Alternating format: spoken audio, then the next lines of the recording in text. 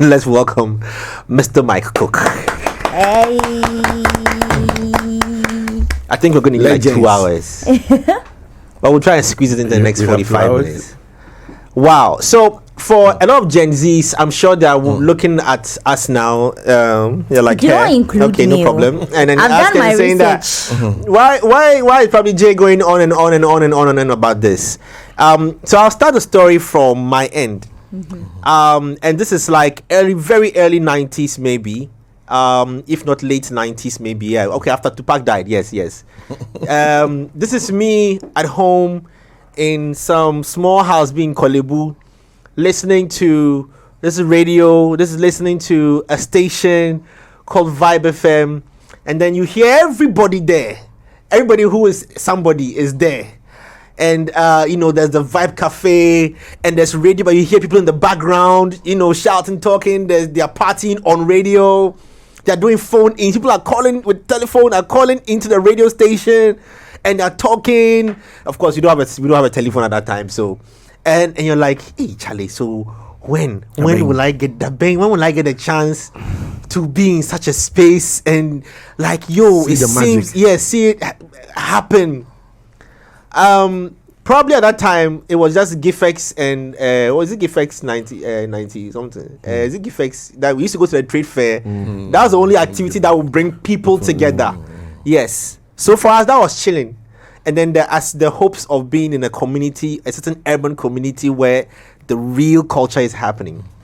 But the people who were living that life or started that life, he sits right in front of us. So now do you understand that today if you are getting Dirty December, today, if you are getting this rave, getting tidal rave. Yes. Today, you are getting tidal rave where people have come together and jam with artist stage sunlight.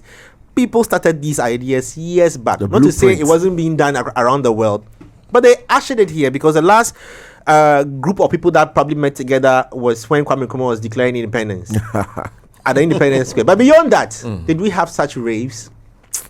That's why today we have to honor Mr. Mike Cooke. So thank you so much. But now also that means that the story started from years back. So I'm tempted to start to say, how did it begin? How did it begin being a part of creating a certain culture for us, birthing so many presenters? Jessica, Jeremy, Bushke, Kwame Fache, you name them. Like the names are DJ Vision, the names are just unending. KSM, they were all parts of a certain brand that you created, a dream you created. How did this begin? I don't even know how to start, but how did it begin? Well, I guess for me, I'd say probably started with the idea of birthing a radio station in Ghana. I was in London working in music, with Yamaha Research and Development. And I bumped into a young, we shouldn't say a young, but an artist, a very seasoned artist, Jocelyn Brown, who invited me to participate in producing, at the time, a radio jingle for Diet Coke. That was the introduction of the diet thing then. Yeah, so that got me into the sort of radio setting, which... This was 90s. This was actually 1989, I believe. Okay. And that sort of got my interest, So on my next visit to Ghana, which I believe was 1992, I started looking into establishing a radio station in Ghana, and I sort of ran into Talal Fatal back then, at his restaurant. I think it was called Number One, if I remember. Yeah. And he was into music then and was looking at investing in, I think, some cameras to shoot music videos, because at the time I think he was shooting his videos with some non-professionals. And I had also run into Sony Broadcast. Yes, I went to a fair and ran into Sony Broadcast where they were thinking of introducing the first digital hybrid editing system. Okay. A machine called Video Machine. I'm sure the likes of Steve would bear witness, and that got my interest, so I engaged Sonny, who then decided to make me sort of like a sales executive, for West Africa. So they sponsored a trip for me to come to Ghana to try and sell that system to GBC. How did you market yourself for them to choose you to become? No, I was in the space, like I said, I was with Yamaha, so I was in that space. That's what took me to the fair, and I engaged them and I told them, when I saw the system, I thought, no, that was very, very interesting, because at the time, one simple broadcast camera would cost you like $40,000 to $60,000, and here we are with digital cameras that were under $10,000. Yeah, systems that could do what. In fact, those of you in broadcasting will remember GBC had a system called Paintbox. They paid $1 million for it. Wow. And meanwhile, editing systems under $20,000 that could do more than that $1 million Paintbox. So it was the borders of transition from analog to digital. So I came to GBC, tried to sell these cameras to GBC, and obviously I think the technology was just too far advanced. Nobody could understand what I was talking about, So I had a who introduced me to Talal, and that is how I met Talal. And I spoke to Talal and I told him, like, look, instead of investing all of this in trying to do music videos and this, with about $25,000, you could get an editing system and a camera and start. And I think at that time Talal was also thinking about media number one, advertising, because he was branching into advertising, So Talal said, oh no, but I don't have that kind of money and none of that. I said, oh, you let me get to London. I'll see what I can come up with, So I went to London. I spoke to Sonny, and they gave me like a big discount on the project system, on the system. And then I came back to Talal and said, Talal, I remember when we had a conversation, you said you only had like $10,000. That was your budget. Yeah. But with about $25,000, we could maybe get it. He said, no, he didn't have the money. I said, you know what? Let me set up Media Number One UK. Okay. And you send me that $10,000, and I'll see how we can work to get a loan from my bank in the UK. So we set up Media Number One UK, and Talal transferred the $10,000 into Media Number One UK. And at the time, you only needed a good credit history to be able to access the loan. Yeah. So what we did was we would pay the money in, withdraw it, pay it back in, withdraw it, pay it back in. we did that for 3 months, and then we went in there and asked for a loan for about like $15,000 or something like that. And it was granted. So that was what we used to purchase the first hybrid digital system. And at the time I wasn't call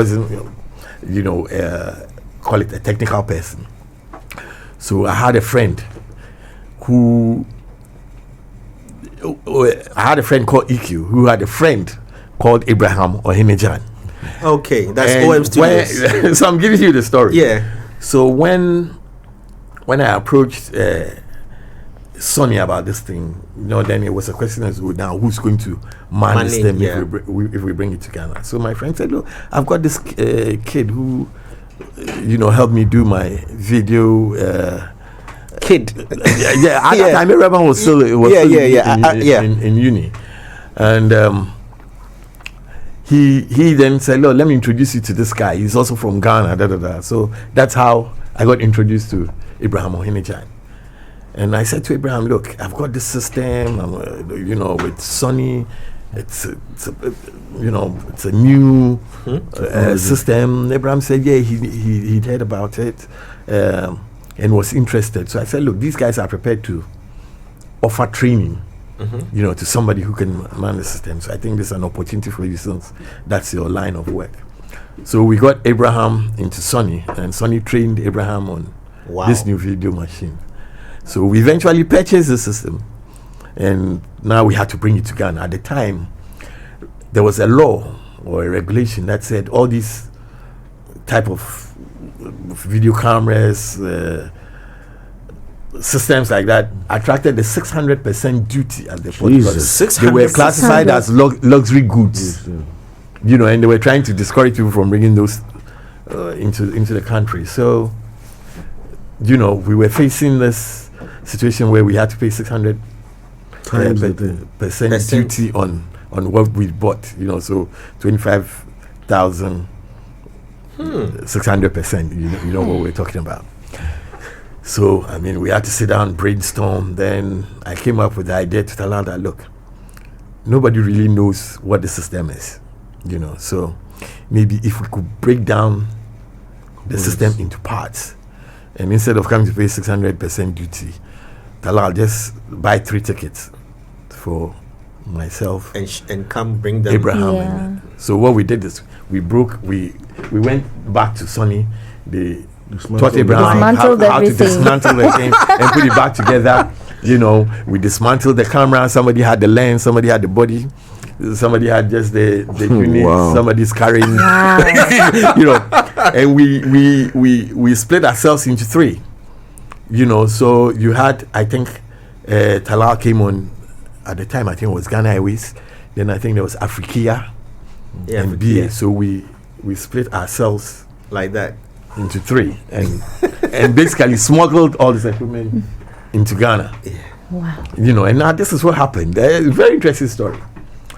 On the flight, so eventually I think something happened and I ended up rather taking the same flight with Abraham. So Abraham and myself were on Africa and I think Talal came by BA. On the trip back, we were sitting in a row with a lady who was sort of next to us on the plane. And of course, we were all excited. So on the flight back, we were sort of discussing what we were going to do when we got to Ghana. Abraham said he was doing some project at uni, which he was hoping to present to IDTV, which was an offshoot of BET then in London. You know, I can't remember what the...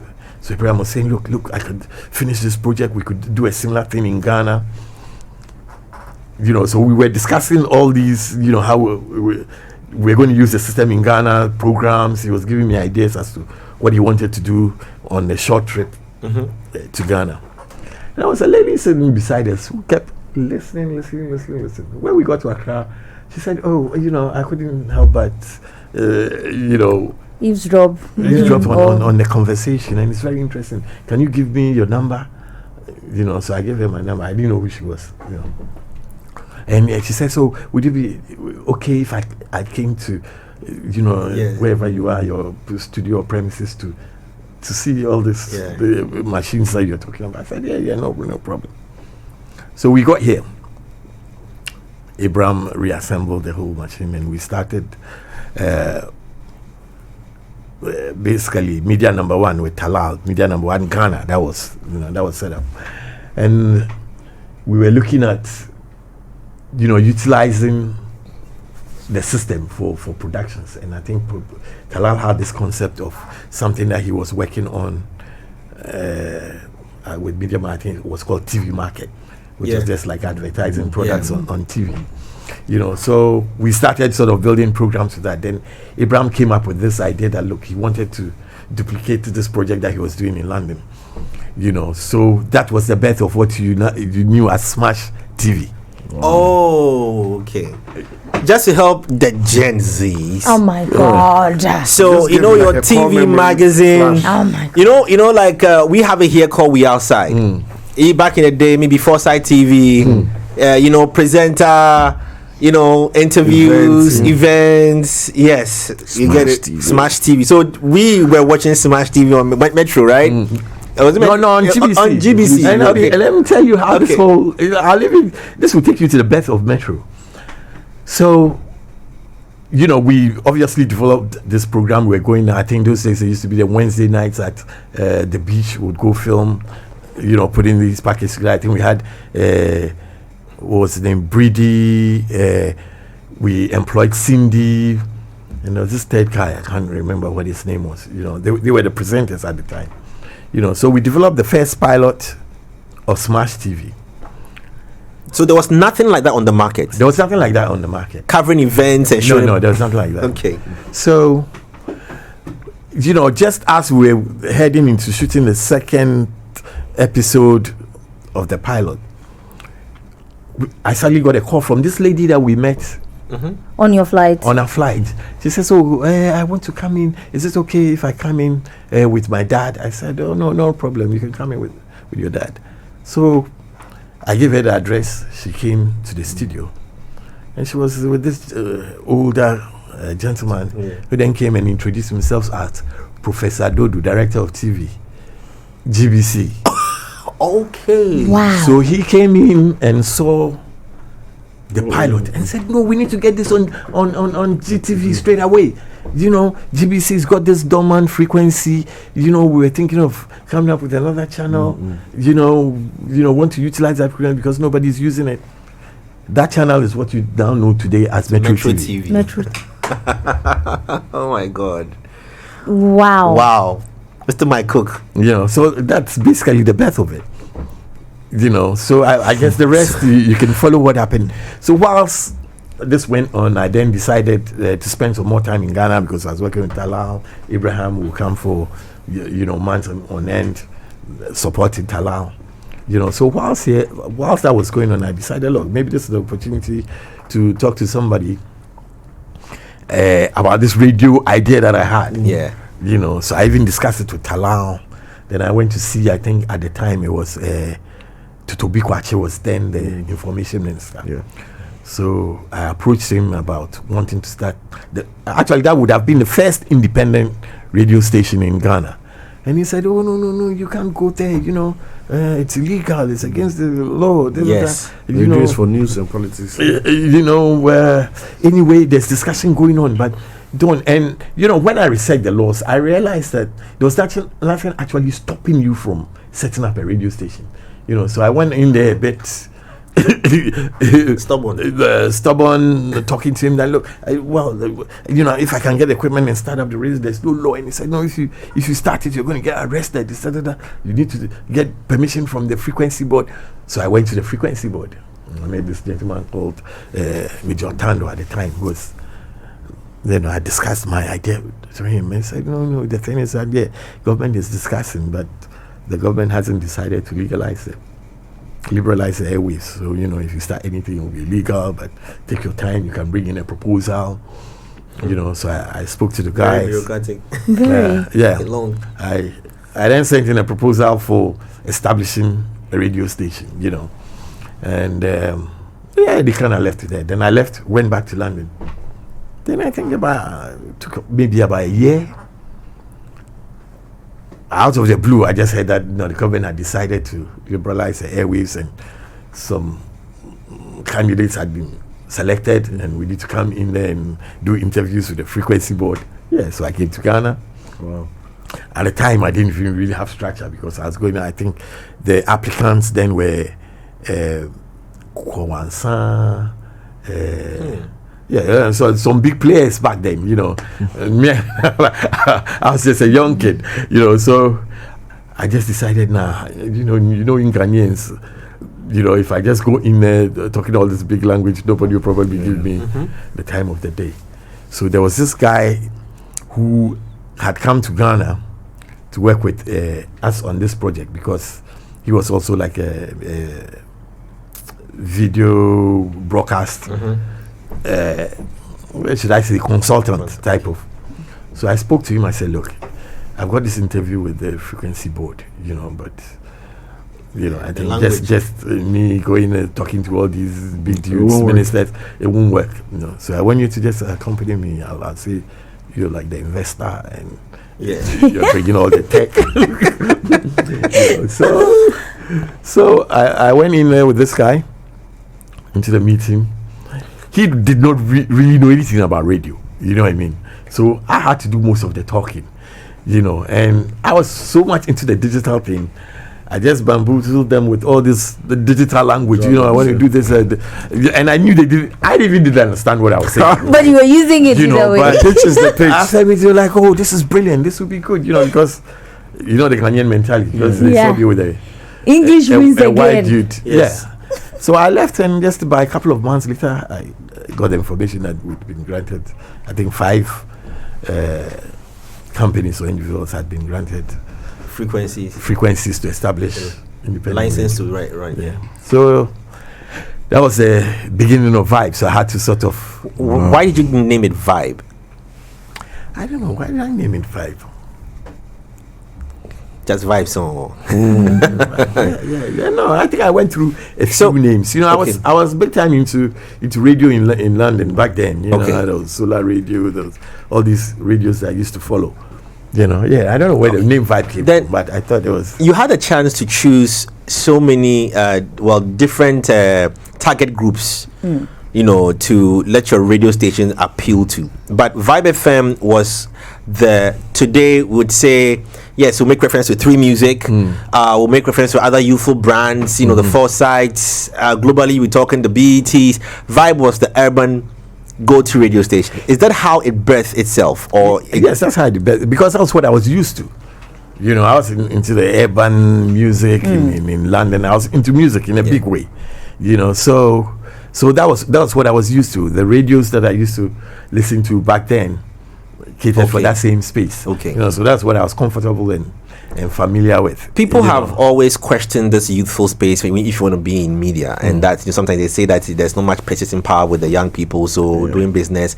Were you not convinced as well that for fresh business going to appeal to young people, a radio station to cater, for that market was going to be something that was going to be profitable?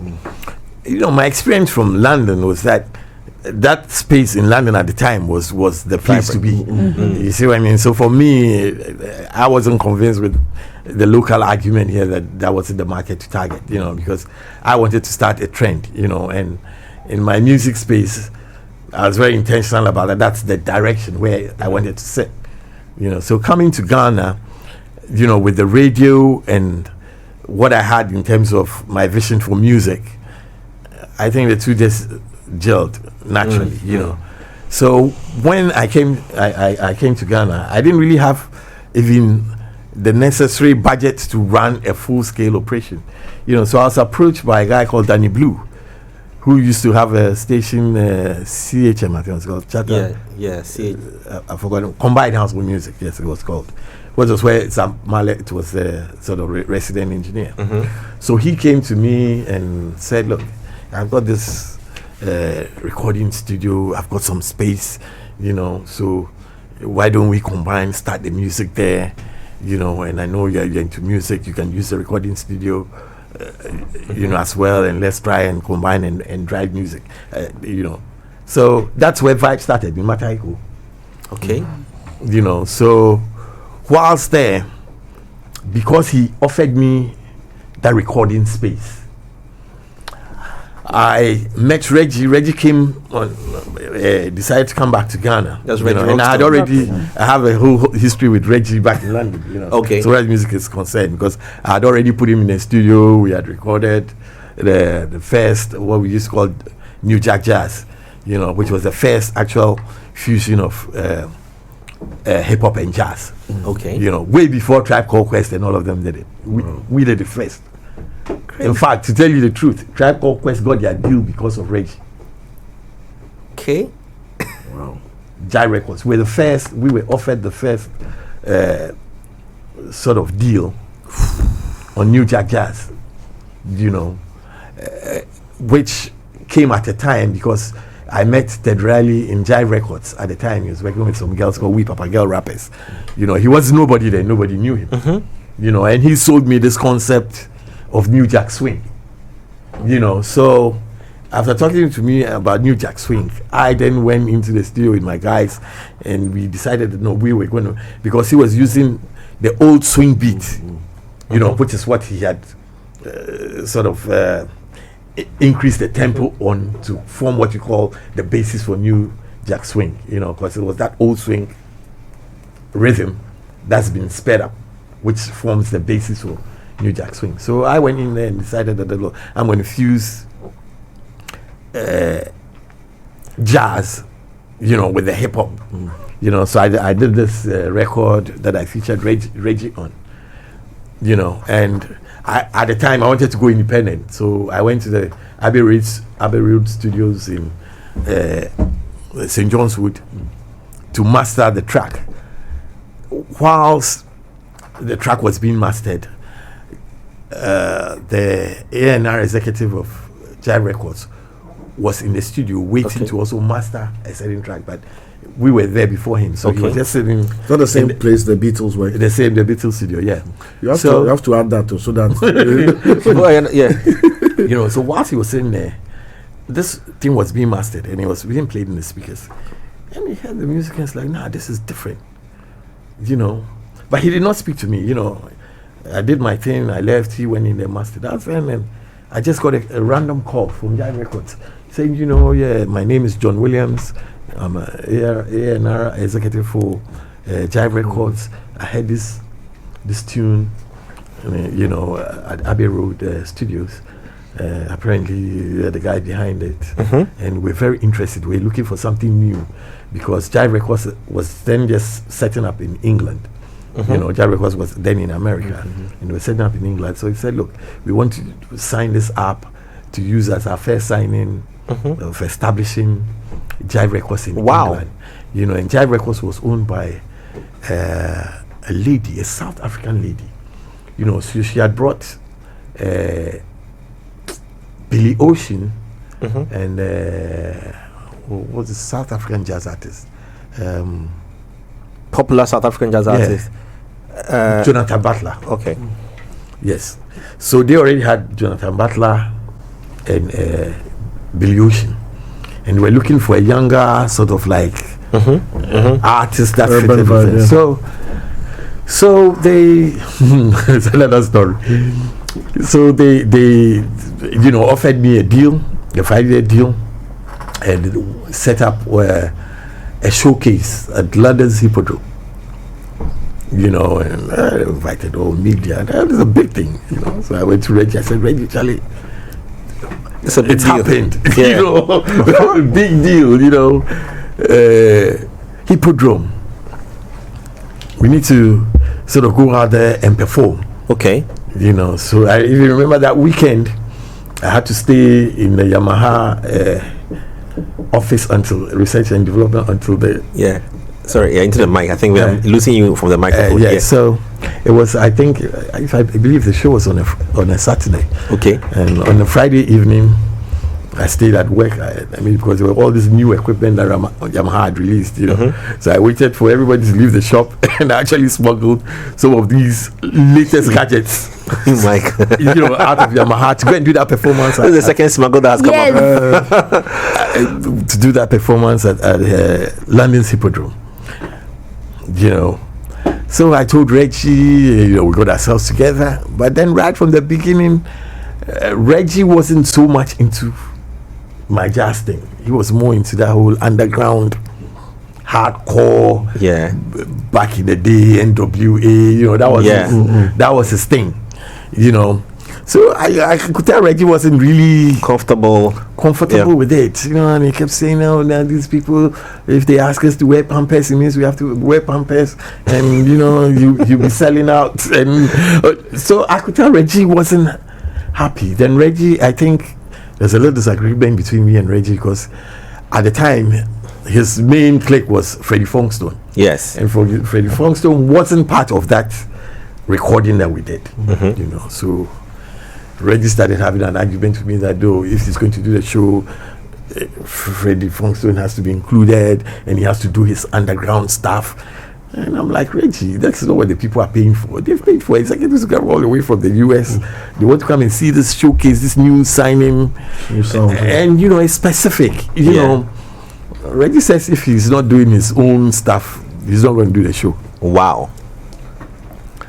And I didn't take it serious. I thought, no, he was just, it's one of those things. So he didn't show up?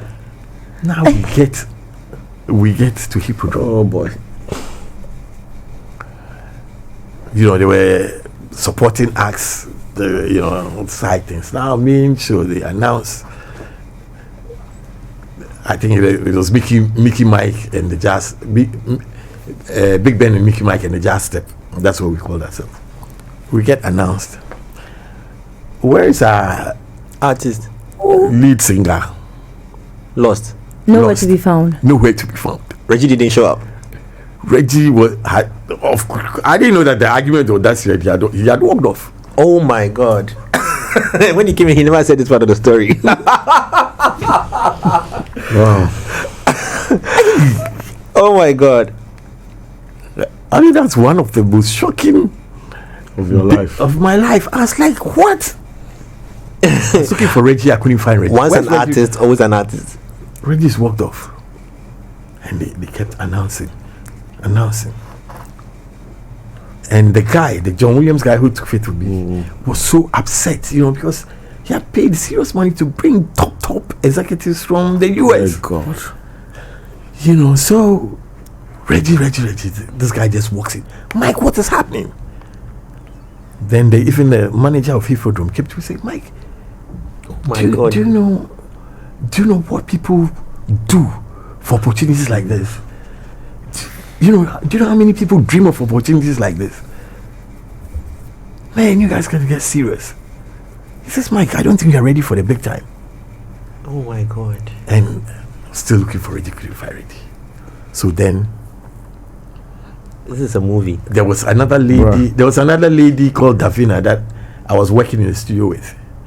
So I went to her and said, Davina, we will do something, this one here. So Davina agreed, and then we had to go on stage doing something completely different to what people came there Oh my to God. or had paid to come and see. That must have So- sucked. I'm telling you. After that show, I went in there. This guy just walked up to say, Mike, you're obviously not ready for the big time. Mike, how could you do this to me? You are finished. And he just walked off. Hey. This is It's like drama No, wait. Before you guys go hard on Reggie, I want to ask a future question we were talking about. Yeah. This sacrifice to what Ghana enjoys as Hiplife today. Had Reggie stayed where his direction of life would have been, so no, we will come there. I could understand. I Yeah, could understand. we'll come to that. I let There's an her opportunity cost, yeah. engage him. And I could understand where he was coming from. He had his direction, his style, and he wanted to stay true to his what he thought was his core base or his hip hop. We would have to ask Reggie why he walked off. And he wasn't into the commercial. And the example he gave, he said, look, these people, I don't want to be, I think that at the time, LL Cool J, because at the time, people were saying LL Cool J had sold out and gone commercial. And he didn't want to do that. And, so he came to these people, they signed F and they said we should wear panties. We got to wear panties. It was on that. He was sort of like anti-big, Reggie Rockstar. anti-commercial. You see what I'm saying? So I could understand that, but I was of the opinion that Reggie, people can say whatever they want to say about LL Cool J, but let's get the work done. He's getting paid. You can still do this and still create your underground thing. It doesn't mean you sold out, but obviously this was different for him. He wanted to stay true. So I said, okay, no, fine. So for me, that was like the first big, huge opportunity that I lost. Because that was something huge. So after that, for some years, I didn't even engage Reggie until he teamed up with DJ Pogo and went back into the music. They produced some tracks, which was more what he wanted to do. So I said fine, and they were blowing up, supporting some of the big hip hop artists back then. You're playing the Brixton Academy. He was doing well. And there was this lady, I think she was called Sonia. She had a magazine called Pulse. She kept featuring them prominently. So Reggie was doing okay then, But at the time, Reggie was still selling as an artist from the US, from New York. That's how he was projecting himself. So we started this conversation about, we need to, because I remember I spoke to Ted Riley after that, and he said something that stuck to me. He said, Mike, if you're going to succeed in this business, you got to be original. And that stuck with me. So I started having that conversation with him. Look, trying to project from the US, from UK, wouldn't work. We need to go through to our core, which is African. So we started discussing. I remember Reggie started talking to me about wanting to do a video and relating it to like the Ashanti tradition. So he's the linguist, so we shoot a video where he's in a palanquin and holding all this, that. Yeah, the royal parade. So these were the conversations that we were having back then. So we started saying, maybe we need to do something, that reflects home, basically. Yeah. That conversation went on for a long time, but still it was a bit difficult coming up with something that we could sort of call original from home.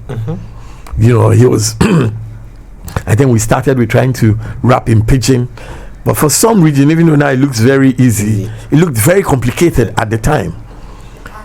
So fast forward, I end up in Ghana, Reggie ends up in Ghana. And then I think we met in George Brown's Groove Records studio. So we started the conversation again. Just for record, George Brown, who don't know George Brown, what was George doing at that time? Who was he? Yeah, George had also started a radio station called Groove Records, Groove FM. But he had a music shop in his home called Groove Records, and for some strange reason, it used to be a place where we all used to converge. George, Charles Bosman, friends from London. We had, and that's when I think even DJ Rap turned up, and then there was Spongy. We were like old guys back from London, back home. So I remember engaging with Panji on several levels. About how we fuse African music, how we get into that space. And he was crazy about Osibisa. So this guy brought this, I think it's called ASR 10 keyboard, which was one of the very first keyboards that you could sample workstations. So we were all taking sampling things and toying around it, and I think that's what led even to Abeku and Talking Drums. Talking Drums, yeah. Okay. Yes. So we all sort of experimenting, and I told Reggie, we need to sort of get into this space. Then I think on one morning I was driving with George. I went to George and I think he was going to drop me up back in Awodomi. And then we met Reggie in front of GBC. And then he said, Mike, I've got the first verse in tree that rhymes. So I said, okay, Reggie. So he's just sang a verse, and that was the very first time I actually heard rap in tree that rhymes. It was just a verse. And I got all excited. I said, Reggie, we need to get into the studio. Because at the time we had Vibe FM in Mataiko. So we quickly, hurriedly put ourselves together and rushed to then CHM. Yes. Regularly had a verse. The song wasn't fully constructed. We all had ideas, Okay. So we went in there with Zap Mallet, and started. I had some guitar lick, and the Zap would play it, the Reggie would sing. So that is how Hiplife was actually constructed, the very first Hiplife. Okay. That as Chobwe. Okay. So wait. But it wasn't even called Chobwe. Yes, Chobwe. Can you guys find that song for us, please? If Steve is there, he can help us find it on YouTube somewhere. So between the three of us, we sat down and came up with the first, what you regard as the first official Hiplife track. Chobwe. Wait, pause right there. Viewers, we will definitely go past 10 a.m. So I'm going to let you know. So a conversation started from the UK. Yeah. On jazz and hip hop. And then Reggie had a chance on this big stage. Yeah. Ignored it to do something for it. Yeah. Which of course would have had its trajectory, and life would have been a different story altogether. Yeah. You guys let it go. Ted Riley threw an idea to you that if you want to survive, be original. Gotta be original. Yes. And that stuck with you. Came to Ghana, found yourself in a space of people who had the same background in foreign experiences. Yeah. But also believed in, let's try something local. Amongst yourselves, you are talking. One day you guys are headed to some place. You meet Reggie Rockstone in front of GVC. Yeah. And he's excited about a verse he's written. Yeah. It ends up back in Zap Mallet's studio, which you got to know him through Danny Blue. Yeah. And you produced the first song called Hiplife. Wait, called Hiplife. It wasn't called Chuwe. That's what I'm saying. It was called Hiplife. I actually named it because I actually released it. I did an official, and it was called Hiplife. You know, but after the supposed launch of Hiplife at Makumba, you know, which again Reggie didn't turn up for. Wow. You know, I sort of like again got a bit disillusioned, so I decided to focus more on building the radio. So Rab, yes, who was then also part DJ of Rab of Blessed came Memory, to me and said, Mike, you know, this thing that you're doing, this airtime, this thing, don't drop it. Let me have the airtime, you know, that you have, and let me sort of develop. Yeah. So that is what led to the other products. Besides, at the time, Reggie's dad was also on my case all the time, saying, "Oh, I don't know." He had some sort of confidence on me. Oh, don't drop, because he kind of felt that Reggie was a bit over the place, stubborn. Yeah, so Mike guide him. You know, you guys, you got to do this thing. Whatever you want to do, I'll support. You know, keep it going. You know, so I basically handed over the studio time to Rap. That you could go in anytime. I spoke to Danny Blue. Go in. All you need to do is at the end of the day, you need to just find something to sort out. The bill. Because he's an engineer. Because really. Wow. Wow. Produced by Zap Mallet And myself. And yourself. And the name, the combination, those two words, life and hip. Yeah. Who mentioned it? Yes. No, that's another story. Another whole debate. But I know there was conversations around the fusion. Okay, but after the song was recorded, what happened was that I decided to release in those days cassettes. You know, so what I did is I took, I think, 3 songs from Reggie's EP in the UK. Okay. And then just introduced this new concept on it. So you find out on that cassette, the first song was Hiplife, and then 3 other songs that Reggie had released in London. That was the cassette. There was the 4 songs on it. You know, I actually, printed these cassettes and put them out. It's a shame that they're all lost. You know, so that is where the name Hiplife actually came from. You know, became an art form. Let's put it that way. Yeah. You see, because I actually named it Hiplife on the cassette. So that's what brought that name into the public space. Yeah. For any other reproduction. Wow. How was the response? Because I remember when we got to that point, I had to choose between 2 hotels. I think it was Hiplife or High Hope. Yes. That was the 2 names that Highlife or High Hop. Highlife and hip hop. So High Hop or Hip Life? Thank God for Hiplife. You know that the irony is you would have loved High Hop. You wouldn't have known about Hiplife. We're used to Hiplife you would have been hyping High Hop right now. This is the first time I'm hearing this name, High Hop. High Hop. High Hope. That was the 2. Gotta make a choice, bro. So settled on the Hiplife. But wait, I have a question. What was it about the name Hiplife that made you feel like, okay, High Hope Hiplife? No, because the basic concept was that we're fusing high life with hip hop. You know, so what best represents? But I have one question, and this is coming from Gen Z leader. At the time that this music was introduced to the Ghanaian music scene, we know that Ghanaians had a traditional way of listening to music. I mean, we had the high life, and we saw this. You brought this fuse into it. How did people receive it? Was it like people were already listening to that type of music, and so it was easier for them to say, "Oh, okay, this is the new type of music genre that has coming."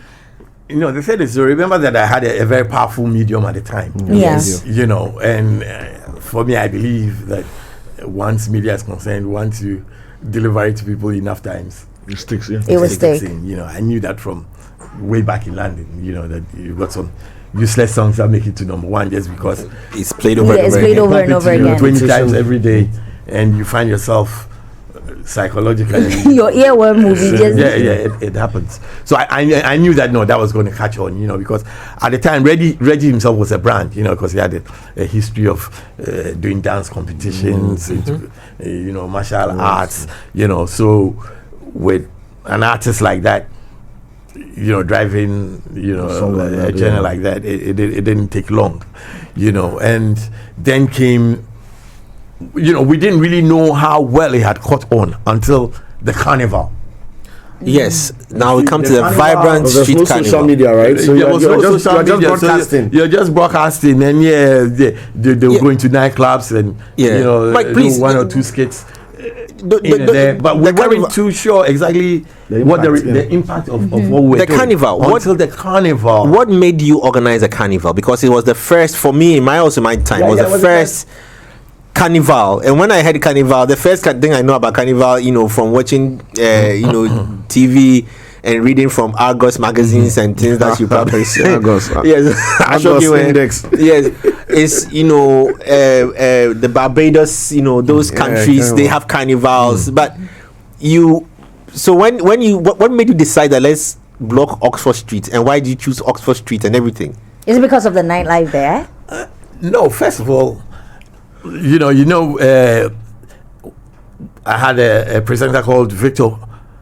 I don't know if you know Victor Usu, Kwame Usu, who was doing a sort of a Caribbean type mix show on what we call Victor's Cocktail. Okay. On Live FM, you know, and he's really into the carnival and the Trinidadian culture and all of that, you know. So I think, you know, we had come from a space where we used to go to the Nottingham Carnival in the UK.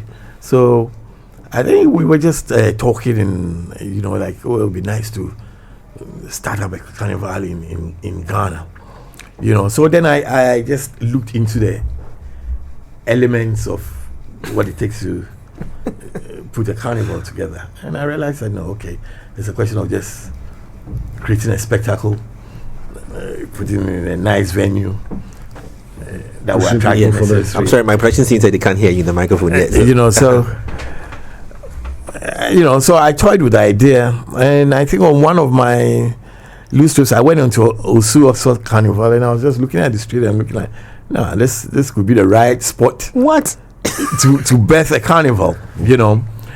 So I came, I discussed it with the team, and everybody was for it. Yeah, let's do it.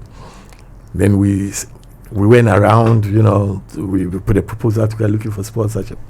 1 week to the carnival, we hadn't got a single sponsorship, and everybody, we had a meeting, and we decided that we were going to shelve it because no sponsor, it wasn't going to be possible. So I said to the guys, okay, we don't have the money, but what does it actually take to organize a carnival? Let's assume we do not have the penny, and we still wanted to do this. It's like, okay, yeah, you got to get costumes, you got to put entertainment on the road, you got to get tracks, So I had this guy called Saul Rothman, who had been introduced to me as like an Australian guy in Ghana at the time. So he was there at Vibe when we were having this discussion. He said, "Oh, Mike, let me talk to a few people. Maybe I can come up with something." So I said, "Guys, we're not shelving it. We're doing this, money or no money. We're going to do this." So we started working on it. Then I think 4 days to the carnival, this guy calls me and said, "Look, I was talking to Guinness and the MD of Guinness, and he seems interested in the idea, and he says he could back you with some money." So I said, "Okay, all systems go." You know, and I had a lot of guys who were prepared to sort of chip in, not really interested in the money thing. There was Jimmy, Elijah. You know, we brought them all aboard, and we decided, look, we're going to do this. Then just out of the blue, Victor said, "Look, I'm talking to some guy in Trinidad. You know, he's sort of like an ambassador type for African affairs. Yeah. And he says that they might be able to sponsor the all-star steel band from Trinidad to come and perform on the carnival." I'm like, what? So we just decided to go, and surprisingly, this guy was able to pull it off. Wow. And he brought the Calypso Queen, the Calypso King, and the all-star steel band from Trinidad. And we went ahead, we were able to do the flow. The first vibrant street carnival. And we were surprised at the turnout. Because we're doing it here. We made a lot of noise. We did some good, catchy arts. And we thought, okay, we're going to have a festival. I thought it was going to be something small. By midday, I knew we were in for something. It's on record as the biggest and probably best first-time carnival in the world. Wow. Because we attracted over 350,000 people for a first event. Jesus Christ. Look, that day, me, I was coming from Kolebu, small boy. Charlie, like I heard about it, and if you didn't attend the carnival, you didn't attend. You want to die. Look, from Dampa Circle, the FOMO was massive. From Dampa Circle to the Presby Church, it spanned the Papaya Street. For you to be able to walk from one end to the next. The other. I mean, it could take you a whole hour plus. And for context, the road seemed wider. Because the shops and all that. So it was actually, I was quite surprised, because we threw out an invitation to the other radio stations. Then back then, Joy, Gold, they all turned up. Yes, so even though it was a fight thing, competitive thing, everybody showed up. Everybody pulled up. Yeah, it was quite nice. Wait, what was the component of this carnival? Vibes, what was it like? I know say it was vibe, but I won't get the understanding. What was it like? You see, meeting people. We did our own tidal rave, dirty. It's the same thing you do at tidal rave. What do you go and do at tidal rave? Challenges, eat food, dance, listen to music, walk around. It was like that. The same thing. I can imagine. But the difference is that there were different types of experiences. So every radio station had their own booth, their own music, doing their own thing. You had a main stage, with different artists. In fact, not main stage. The first one we had like about 3 different stages, so different types of music. Every corner you had the tracks or the floats also doing their own music. Wow. Parading around. So it was quite wow. Oof. It was quite beautiful. It was, and it happened, I think, 3 times. Twice on the Oxford Street, and then so we did in 97, 98, then 99, 2000, which I see as the biggest event ever organized in this country. That Millennium Crossing, Independence Square. Independence Square, yes. Was it the same night that fill the Independence Square, fill all the areas around Osu Cemetery, the stadium, you couldn't find a square foot to put your... Yes, it was crazy. Was that the same event that Reggie and Obrafour performed? That is when, in fact, that's really the climax of everything, because Hiplife had caught on. Reggie was like the main front runner for that. There was X2, there was Tinny, VIP, all these guys were coming up. So really, that was the platform that made all of these guys. Obrafour, Tinny. It was a huge show. Tic Numbers. The numbers were crazy. I was there. I got lost. I remember. And there was this slide. I think X2 and Chicago had a beef. There was some beef. Yeah, all of that. No, please. That was Ghana's first hip hop beef. If I can remember. Yes. Yeah. That's when the crazy. Yeah, and I had to pay for. I think it was called the Millennium TV to sort of broadcast that event worldwide. Cost me a lot of money. I've been looking for footage for that. I can't find it. GBC filmed the whole thing. I don't know what's happened to that footage. Because that 12 o'clock crossing was, to me, one of the most beautiful events I've ever seen. Because we got the Chinese who invested some huge sum, gave us almost like $100,000 or $60,000 worth of fireworks. Wow. We did fireworks from non-stop from 12 to 1 o'clock. Crazy. Just pop. Beautiful. Crazy. One of the best. I remember people who were there. I remember Dinah, whatever the gospel singer, she was there. Dinah. I know Kwame Ahoy was on stage. Kwame Ahoy was on stage. Yes. Of course, Reggie, with you. And what we witnessed on that night at 12 o'clock it's something that would never leave me. Anybody who was there at 12 o'clock will tell you. So I always keep saying that. Look, I always keep telling artists that once upon a time, when Reggie says 2 fingers up, the whole country was 2 fingers up. So you must understand that, everybody's got times and seasons. Yeah. You must understand that. I always keep saying that. I remember that day, Obrafour's performance. Me, I was church boy, big kid, that I couldn't even see. It seems so far away where the stage was. It seems so like millions of miles away. But that was huge. It was huge. It's a big show. Huge. So that's where really, I'll say, Hiplife arrived. But unfortunately, this is the sad story about our music industry. We let it slide, because we started a movement, around that time, because fashion jumped in. You had the likes of MKOGH, who attached himself to the Hiplife brand. And that started that whole pride thing of wearing Ghanaian and being proud of it, and coming with stuff, this urban wear that was stylish, And I thought we started a movement there because all of this was associated with Hiplife, and Hiplife was doing quite well.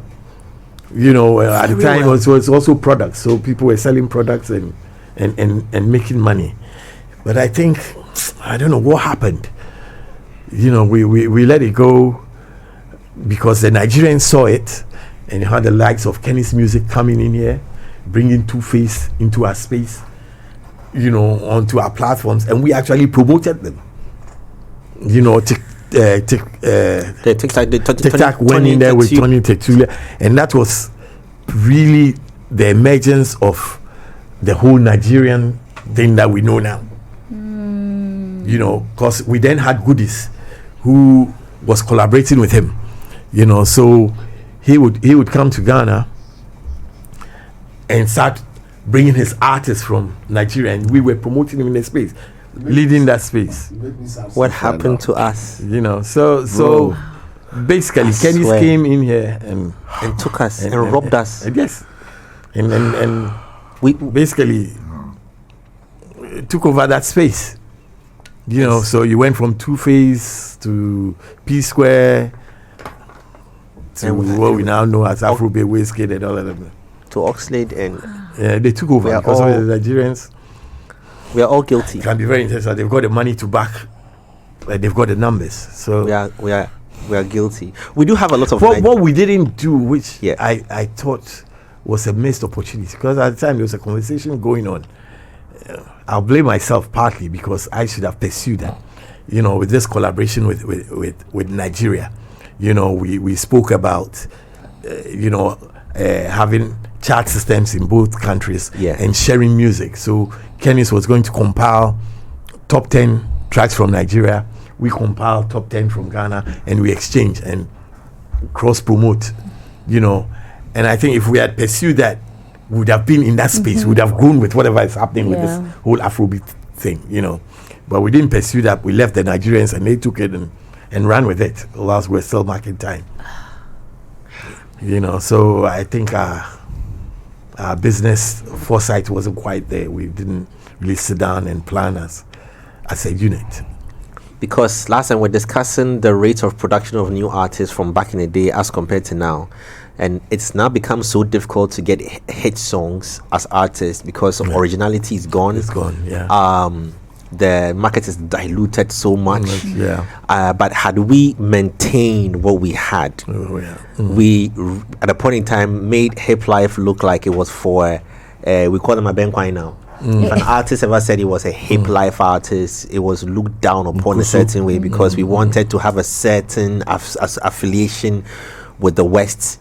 That's the fake elitism I was talking to you about in the morning. We let it go. It killed fashion. It killed music. It killed culture. It killed so many things. And there was so much energy. Today I see people, sometimes maybe Reggie Rockstone post something and people go insult. Yes. And I'm saying to myself that you have no idea. You have no idea.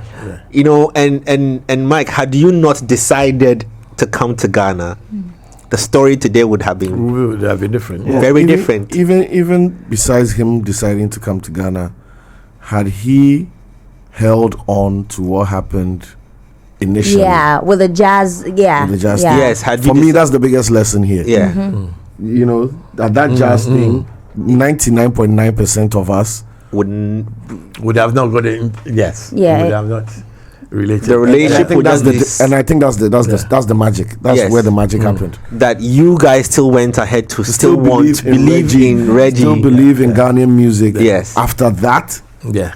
hey, also people. Let's be honest. Let's be honest. I would have walked away. That's why I was trying to interject when you were talking. I wanted to ask that. How did the reconciliation happen? The, Like the this? Yeah. advantage of that is that's probably also why maybe the Hiplife story didn't live its fullest. You know, because at that time, because of my experience, I didn't put the energy that was required to complete that Hiplife story. You know, because I was like the business guy behind it. Yeah. You see, I had the platform, you know, and I think I could have done far platform. more than I did. You know, if it wasn't for this thing of, you know, because I had some experience with both musicians and footballers, where you sort of feel you sacrifice and you don't really see the benefit, you know. So I wasn't 100% there. Like, do you want to go and put all your investment and energy and knowing the way, you know, musicians are so indisciplined? And I have about 13 minutes more, so I just want to now talk about the future here. In all this you've done, when you look at us now, what should we be mindful of, both positive and negative? Now we have I dare I say we think we've got the ball rolling. Like, we've seen artist collaborations here and there. You know, artists are traveling. Yesterday we were having a conversation about, is it local for me, influence right now, the local compared to music scene, my biggest problem is having a unique identity, which we don't seem to have. That's for me the number one problem that we have. You see, I mean, our two top artists are following a dance hall trend, call it something Afro dance hall, but you know, from my experience, you can never do it better than the Jamaicans. Yeah. You see, I mean, if that is the music taste that Ghanaians are looking at, then maybe we need to fuse it better with some very strong local element. I know, Shatta is trying, but I think it's too. I mean, why are we even singing in patois for starters? Yeah, that's not Ghanaian. Wow. You see, I mean, so I think that's the thing that we need to fix. You see, Nigerians took Afrobeat and they've branded it nicely. They've localized it, made it theirs. Some of them even add the Fuji beats and they have a way of intertwining. Yeah, so you all can of tell it. it's rich. Look at Ashake. I remember when Ashake started, people said that when he went international, people wouldn't listen to him. I saw his concert and people were actually white people singing like Yoruba, and I'm like, look at us. So that's a problem that I see, that with the current trajectory, I'm not too sure how the kind of dancehall we're doing will catch on worldwide. I don't see it. Do you see yourself pouring this experience and knowledge and wisdom one last time into an artist? Yes. Okay. I just want Yes. to do this I've recently gone back into the studio producing stuff. You know, again with Zap Mallet. You know, then I've got some interesting fusion and some genres that I'll be introducing shortly. Okay. You know, I'm even thinking of doing an album with different artists, you know, just to showcase what is possible.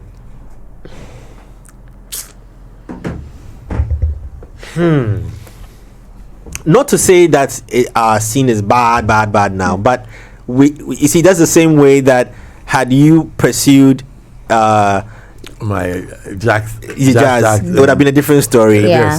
This is Hiplife. It's a whole, and then this was ours, you know, and we have battled this identity conversation for a long time now. I think going forward, what we need to do is just to find a way of evolving Highlife, because Highlife is really a true original sound. Yes. You know, so we just need to find a way of evolving it. You know, find some different fusion Have and you elements. heard with- RC? RC, no. He's trying that. Yeah. Yeah, that's the way to go. I heard something by Mensa, which I liked as well. That had some really nice, authentic rhythms to it. Mike. Well, for the part that's Ghanaians, we are sorry. Yeah, we could have done bigger. we could have. We could have done bigger. It's not too late, I mean, in the creative space, just of coming up. It's a question. of coming up We're with too something. easily pleased. And But then I'm also believe our own a little applause. concerned because with the current youth, it's also like we also play to these new sounds that we hear so much. The last time I was playing Highlife at home and somebody was asking, "Hey, Abrewa, utie Highlife," and it's like it has been imbibed in our heads that okay, Sisi, I know everybody's listening to Afrobeat. Everybody's listening to Afrobeat.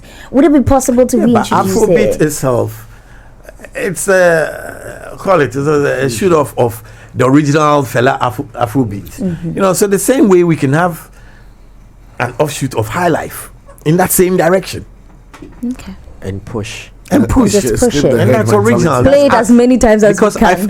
I feel Hiplife brought a lot of artists. Afrobeat has, Yeah. but unfortunately, we haven't been able to use Afrobeat to create an identity for ourselves. Yeah. And Afrobeat has favored the Nigerians Yeah, beautifully, and they have a catalog of artists. No, they own Yes. that space now. And No matter what you do. their system currently, similar to a system that you had years back, Yeah. is operating them and is pushing them into spaces. Yeah. So there are a lot of big Nigerian Afrobeat artists, but there are not a lot of big Nigerian hip hop artists. Yeah. Yes. Granted. Yeah. Now back to us, Ghana. We could have had a lot more big hip life artists. Yes. Yeah.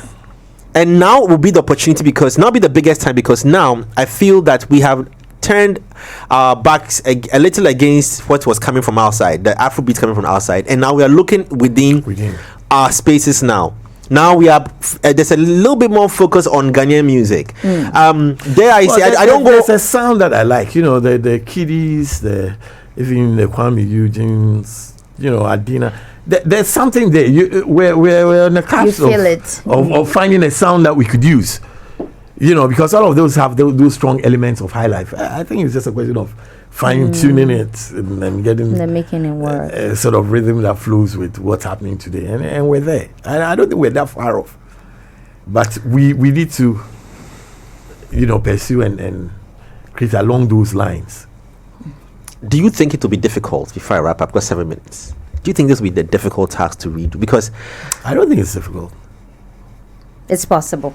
Very possible. considering the digital age, the fact that the influx of foreign content is easily overrides but us. And the trends. that also creates the same opportunity for you to be able to Reverse. use that to It's still an audience. yeah.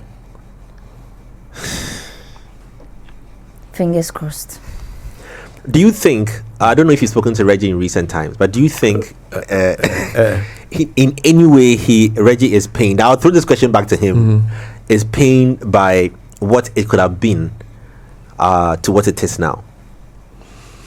Well, that's a difficult one to answer for him. For No, you, I think he still created a legacy that he's proud of. So Wow. the way I say it, that wasn't his thing, and he's been able to create something with what was his thing. So. So what was there to be paying about apart from maybe losing it out on some fat cash in your early stage of your life? For me, it's not the music; it's just the cash that I lost out because I had made plans. I had made plans. Mr. Cooke, what is you now? What are you into now? Oh, it's a bit difficult. I'm into several things. I'm involved with a big multinational call it mining contractor, which is what I do from day to day. Then I've got MC systems and projects, which are various projects that I'm working on. Okay. Some of which you would hear very soon. Okay. I know Mr. Cooke is always out to something. Yeah. Always cooking something. Always Cooking something, yeah. Always dropping something into the industries, in various industries to turn things around. But we are truly. So I think we need to work on that music, the whole tourism aspect, because like you said, what we now know today as Year of Return and all, they all started with us. Yeah. December in Ghana. we are the pioneers of the December in Ghana. That led to times. the involvement of Aquaba UK and all of them. They all started through Vibe. Yes. And also through Abrante, who made what we now know as Afrobeat a world phenomenon. Yeah. I think the success of that validation, of Afrobeat, should that story shouldn't be written without Obrafour. I've been trying to get him to have a conversation. He's held on to that. Abrante was one who made this thing an international. Yeah, the BBC, One Extra. Yeah. No, even that's why before One Extra. I used to work at Choice FM back in the day. And that's when we started this whole thing, introducing what was happening from Ghana into the UK. Yeah. He was a DJ at Choice. Well, from playing from the nightclubs, he got a slot on Choice, and he actually started with Hiplife. Yes, he said to me off camera. He said to me that, Jay, do you know how I had to convince my boss to give me a chance to play Ghanaian music on the station of African music on the station? Yes. So when he got the slot, he was forced to introduce a lot of Nigerian stuff because it was supposed to be like an African thing. And that was the only slot that was available on premium radio where you could listen to anything remotely African. And he pushed until Capital Radio decided to buy Choice FM. Because Choice was more like ethnic radio for the whole black, and Capital was like mainstream. Premium. So when they bought Choice FM, everybody expected them to sort of dump that kind of all the but for some strange reason, yes, Abrante money to make a case to maintain this. Yes, African music story. Share the story with me on Capital Radio, and Capital Radio was mainstream. So getting a slot on mainstream, the Capital was probably the biggest station in the UK at the time for London anyway. So he got in there, and that is why everybody else heard about Afrobeat. Yeah. I'll have to end it here. There's too much to talk about. But I'm glad. I'll borrow your time again for us to look at our the things we need to do, because you carry a certain. That's more interesting. Yes. The way forward. Yes, the way forward. Yes, because you carry something that is very important. You've had the experience. Probably we haven't, and this is something that I remember my dad always said that sometimes we in media always talk to the wrong resource people. So it's something for us to look at, that sometimes like somebody gets a certain role to play all because of somebody knowing the person, but do we talk to the right people who have done it before, who know it, to man certain areas and spaces for us to move forward? And our industry, entertainment industry, for example, one of the things that I think that we lack is we go into the right business-minded people to engineer us properly, because we are always so covered in the glitz and glam of it that business is not really the conversation for us. And there are very few people like yourself who understand the back end there to wire things and make things happen. Because here we are today, not to say that the culture isn't what it is, it could have been better. And that's why we the millennials, always who've had a taste of then and now keep saying that we do understand the Gen Z space and where they're headed to, but we sort of have seen what it was and how beautiful it is if we are Ghanaian, if we keep Ghana. So we need to find a way. We have to find a way around of influencing the Gen Zs. Yes, and artist brings a song in on the right path, and they play the song to you, and the first diction is an accent that doesn't belong to you. Serious my witness. We've heard this over and over and over and over again. And they asking you, boss, you like the song. What can I say? All I can say is, yeah, it's okay. People come and at us on TV stations and say you're not playing Ghanaian music. Sometimes you can't even hold a certain number of hours of good quality Ghanaian songs to play for the Ghanaian audience. So you're forced to mix it. You know, and bear in mind that TV is optics. So if you're not given quality HD standard things, because we transmit in HD, but we broadcast, you see it in SD, in standard definition, lower quality. So if the video itself is even a lower quality, imagine what you're seeing. Yeah, but people don't get these things. You might as well just imagine. You just imagine you don't get it. You know, and even in award schemes. For me, even in award schemes, the biggest award should be the Hiplife Artist of the Year. Even if you ask me, you know, it should be the one that speaks most to us. But it is, unfortunately, it is not. It is the one of the rest of them in there. Not to say that Artist of the Year isn't grand enough, but it is a music award, right? And you're not looking for various elements. But unfortunately, the winners of the awards become people who have had global exposure. Not local. They've had local exposure and in addition global exposure. But the global exposure outweighs the local exposure. Hence why we're having a conversation yesterday that now are we in a local influence over global exposure, or because if we don't rebuild the loopholes that we've created in our industry here, trust me, the height we think our arts are going, right? The foundation is weak. Very weak. They will just break. Or they will not go beyond. Like Reggie says, we have a music scene. We don't really have a music industry. No, we don't. Anybody who tells you we have a music industry, no, we don't. You know, joking. Mike, the time is 2 minutes past. Thank you so very much. We shall have this forward conversation. Thank you for watching us. Bye.